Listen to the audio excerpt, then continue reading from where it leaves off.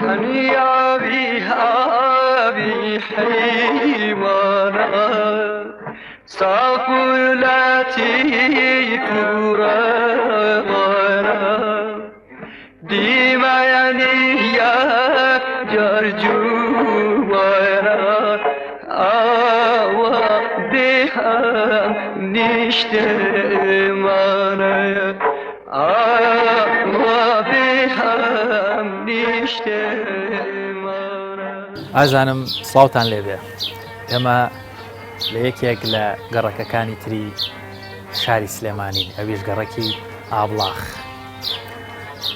ئەم شوێنە جوگرافیایە لە کۆنا گوندێکی بچکۆلا نەبووە سەر بە ناحیەی سەرچنار، بەڵام ئێستاکە وەتە یەکێک لە گەڕەکەکانی سنتری شاری سلێمان. دەمانەوێت بزانین بۆچی بێرە دەوترێ ئابڵاخ.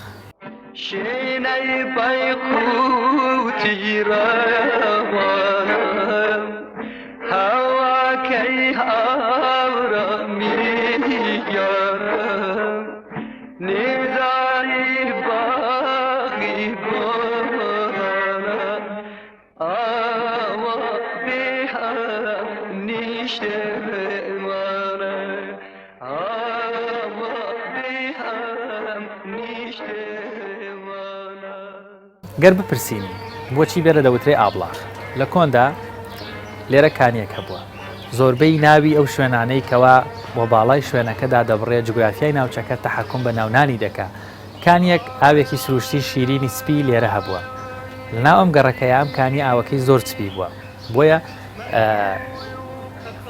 ئەم ناوە ناوێکی تاڕادەیەک تورکی عوسمانلیە. ڕۆژگارێگەرە لە ژەو دەسەڵاتدارێتی وە کاریگەریەتی تورکی عوسمانلی بووە، بۆیە بێریان وتووە ئاق بۆڵاق، واتە لە زمانی تورکی عوسمانلی ئاق بۆڵاق واتە ئاوی سپی. ئەمەش وەسفێک بووە بۆ سیفات و ڕنگ و وەهروەها شکڵ و شێوەی ئاو و کانیەکەی ئابڵاخ.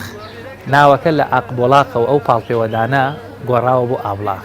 بۆیە توانین بڵین ئەم شوێنە جوگرافیایی کەوا ئێستاکە ئێمە لێن ئەم گەڕەکەی کەوا پێدەوترێ گەڕەکی ئابڵاخ کە یەکێکە لە گەڕەکەکانی سنتەری شاری سلێمانی، ناوەکەی لە هۆکاری کانیەکەەوە بووە، لە هۆکاری وەسفی کانیەکەەوە بۆ کاتێککە وەسفی کانەکەیان کردو پێیان وتووە چۆنڵی کانی ئاوە سپیەکە یاخود ئەو کانیکەوا سەرچاوی ئاوێکی سپی هەیە بە ئاق بۆڵاق گۆڕاوە بە ئابڵاخ. بۆیە لێرە ئەم ناوە ئێستاکەش بۆ ئەم گەڕەکە بەکاردێ، یەکێکە لە گەڕەکە جوان و دێرینەکانی شاری سلێمانی. وەکو پێشتریش باسمان کرد لە کۆندا گوندێک بووە سەر بە ناحیەی سەرچنار کە ئێستاکە خودی سەرچناری ژەکێکە لە گەڕەکەکانی شاری سلێمان.